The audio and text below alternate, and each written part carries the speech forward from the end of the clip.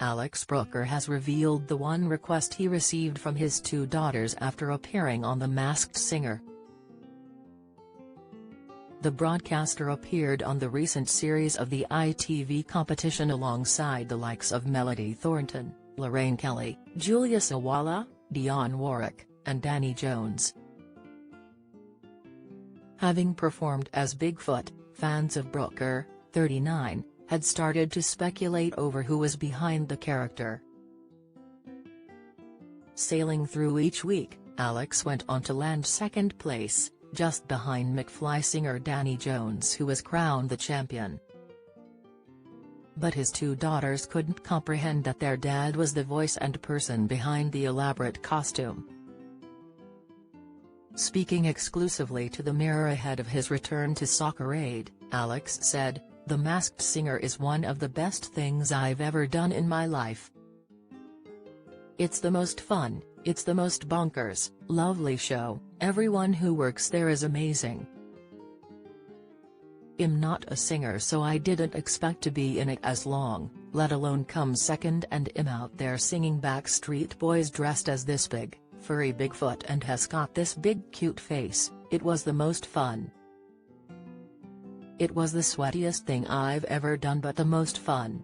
My girls at home, they're buzzing, they loved it so much. Their faces, when we watched it on the Sunday and I was revealed, they loved it. They were howling, it was just the best thing ever to them that their dad was Bigfoot.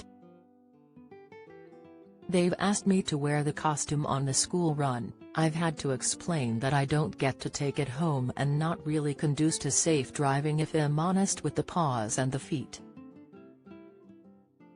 It was something amazing to be a part of, and I can't believe I came second." Danny Jones, by the way, backstage when I heard him singing "It's All Coming Back to Me," I was just there going, does anybody really need to hear me sing at this point? It was unbelievable. I saw him and he was saying one of his little boys wanted Bigfoot to win, and my girls cheered when Piranha won. This year, Alex will join the likes of Roman Kemp, Tom Grennan and Bobby Brazier on the pitch. Discussing his return, he said, "I'm really excited to be back.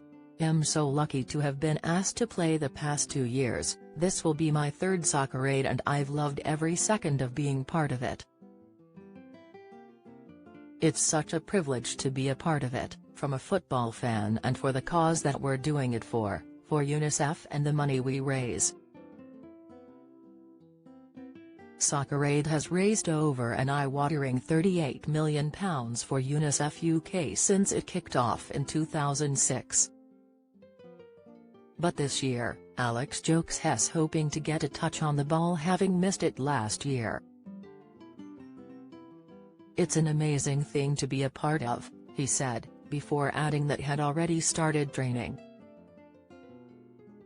The star revealed he'd started training in February and hopes to be in a good place. He joked, "I'll still have the one leg, but it is what it is." The broadcaster admits having a personal trainer in Leeds, West Yorkshire, but struggled to find the time to throw himself into it. He said, "My legs, with all the best will in the world, am never going to be able to what everyone else can do anyway. Even if I trained every single day and every single minute. So it's maximizing what I can get out of my body." Last year I was struggling quite a lot even before I went to play. "You could see when I watched it back, I was in a little bit of pain." Alex was born with birth abnormalities of his hands and arm and a twisted right leg.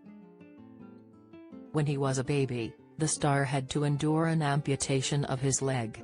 Nowadays, he wears a prosthetic leg.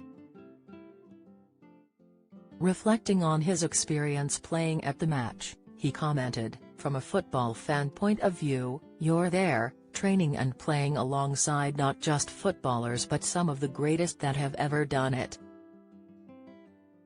I've looked and Eden Hazard is playing for World 11 this year and I think he was probably the best player in the Premier League 4 years ago, so that will be great. he laughed.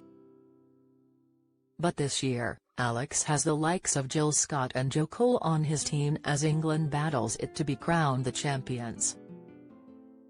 Last year, Alex visited the Za'atari refugee camp in Jordan with UNICEF to see how the vital funds raised help people. He said, "I met 2 young disabled people out there and their stories, the little girl, Eolyn, who I met who was getting a 3D hand fitted, and when she spoke about what she felt about her hand and feeling different, it resonated with me personally. It's what I went through as a child. I wasn't in a refugee camp, but that part, it resonated with me what she was going through."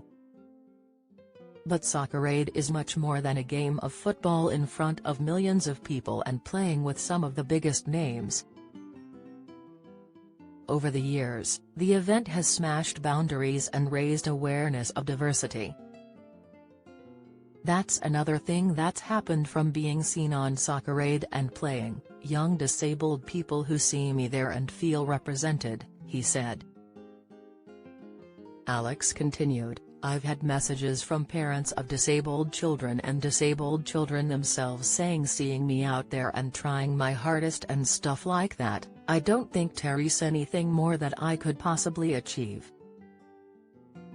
Although Brooker jokes about the lack of contact he had with the ball last year, he gushed over the fact that being on the pitch in front of millions of people was enough to help inspire young people with various disabilities. Although he has achieved various levels of success and impact, Alex states that various points of his career will never compare to the visibility of being part of Soccerade.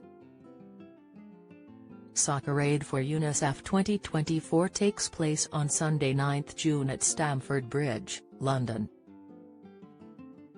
Buy your tickets at soccerade.org.uk/tickets.